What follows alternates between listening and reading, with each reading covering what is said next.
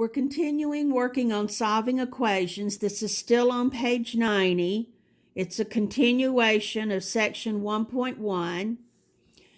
What makes this equation different from the ones that we looked at in the first video is that when we do the distributive and multiply, we get an x squared term.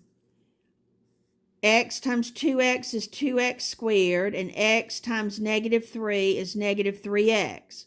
Now this one's two binomials, so I'll need to multiply 2x times x, 2x times negative 4,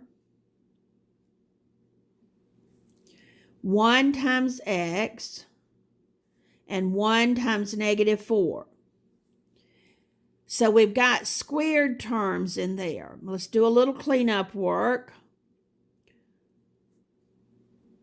On this side, we have an 8x and a plus 1x that we can combine to get a minus 7x. However, as we look at the x squared terms, we notice that both sides have a 2x squared. So if I subtract 2x squared from both sides,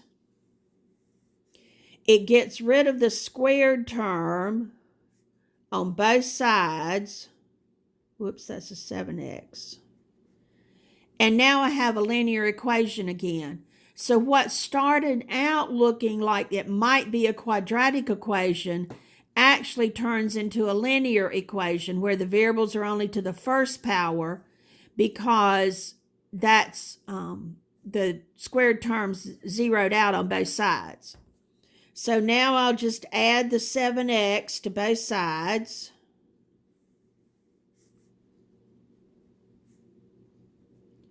And divide by this 4 and get negative 1 for my answer.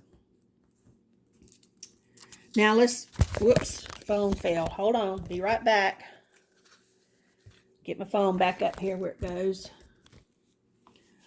You can tell this is professional videoing. All right, so on this one, when I multiply p times p squared, remember you add the exponent, so that's going to become a p to the third power. And I multiply this p times this 3. On this side, there isn't any multiplying to be done, so I just copy.